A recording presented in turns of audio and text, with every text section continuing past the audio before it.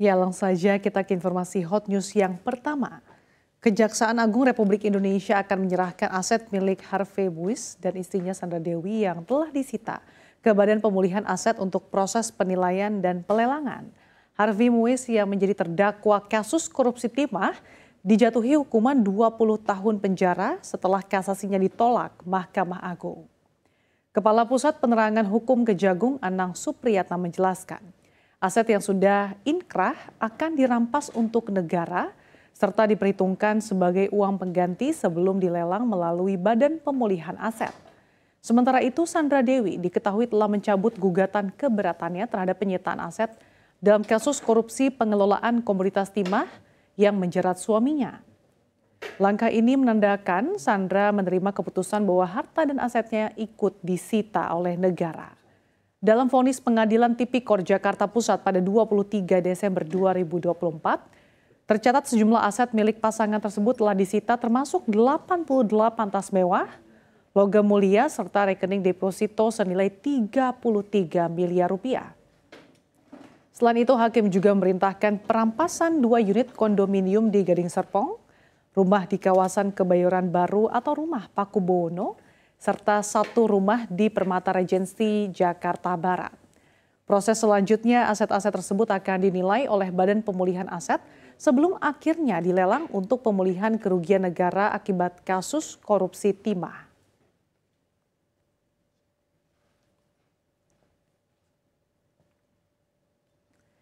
Kita bergeser ke hot news berikutnya. Menteri Keuangan Purbaya Yudisadewo menegaskan komitmennya untuk lebih selektif dalam menarik investor asing menanamkan modal di Indonesia. Ia menegaskan tidak akan memohon-mohon agar investor asing mau berinvestasi di tanah air. Menurut Purbaya, investor asing bukan penentu utama pembangunan ekonomi, melainkan hanya pihak yang ingin menikmati hasil pertumbuhan yang dibangun anak bangsa.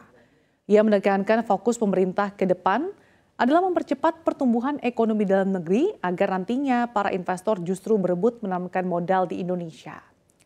Purbaya memastikan pemerintah akan lebih selektif dalam menerima investasi asing khususnya yang berdampak bagi ekonomi nasional dan masyarakat. Ia menambahkan Kementerian Keuangan memiliki berbagai instrumen untuk menyaring investasi yang masuk, mulai dari kebijakan pajak hingga tarif. Data terbaru menunjukkan investasi asing langsung atau FDI hingga akhir kuartal ketiga 2025 mencapai 644 triliun rupiah, setara 44,9% dari total investasi nasional. Sedangkan investasi dalam negeri masih mendominasi dengan porsi 55,1% atau 789 triliun rupiah.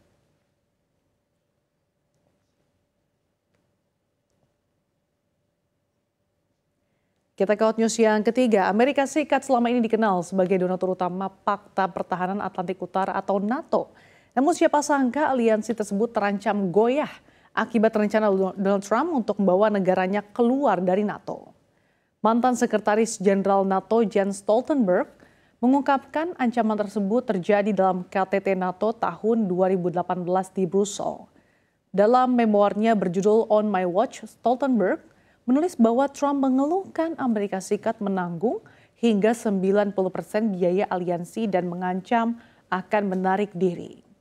Trump menegaskan Amerika akan berjalan sendiri kecuali negara-negara Eropa meningkatkan belanja pertahanan hingga 2% dari produk domestik bruto mereka. Ia menyebut tidak ada alasan bagi dirinya untuk tetap hadir di NATO. Sikap keras Trump ini memicu kekhawatiran runtuhnya aliansi. Angela Merkel dan Emmanuel Macron disebut berusaha menenangkan situasi, sementara mantan Perdana Menteri Belanda Mark Rutte berhasil membujuk Trump agar bertahan.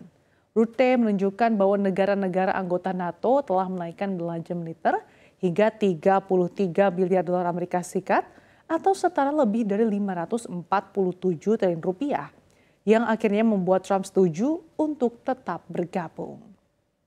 Stoltenberg menulis jika Amerika Serikat benar-benar keluar, perjanjian dan jaminan keamanan NATO akan kehilangan makna. Sementara itu, Moskow menilai peningkatan kekuatan militer NATO justru memperburuk ketegangan. Bahkan juru bicara Kremlin Dmitry Peskov menyebut NATO kini secara de facto sedang berperang dengan Rusia.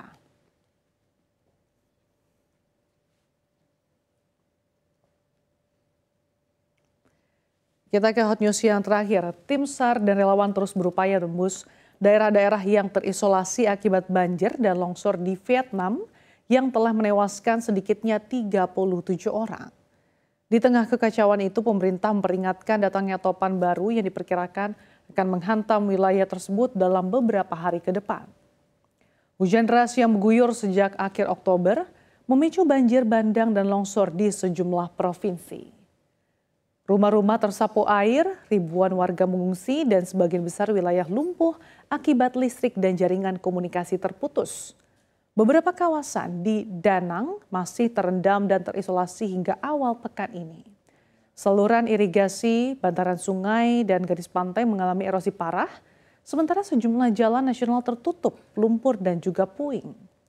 Badan Meteorologi Vietnam memperingatkan topan Kalmegi kini bergerak cepat menuju pesisir tengah setelah melintasi Filipina dengan kecepatan angin diperkirakan mencapai 166 km per jam saat masuki Laut China Selatan pada Rabu mendatang. Kondisi di lapangan kembali memburuk setelah sempat membaik akhir pekan lalu. Permukaan sungai naik, dua sungai utama di kota Hu yaitu Huong dan Bo telah mencapai level bahaya. Otoritas Vietnam telah menyalurkan bantuan darurat berupa makanan, air bersih, obat-obatan, dan tempat penampungan bagi korban. Relawan dan aparat militer juga dikerahkan untuk membersihkan puing, memperbaiki jaringan listrik dan air, serta membuka akses transportasi. Pemerintah turut mewaspadai potensi wabah penyakit dan bantu petani memulihkan lahan pertanian yang rusak.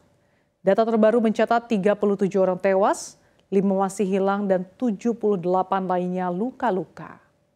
Vietnam tahun ini dilanda serangkaian badai tanpa jeda, termasuk topan Ragasa, Bualoi, dan Matmo yang sebelumnya telah menyebabkan lebih dari 85 korban jiwa dan kerugian ekonomi mencapai 1,36 miliar dolar Amerika Serikat.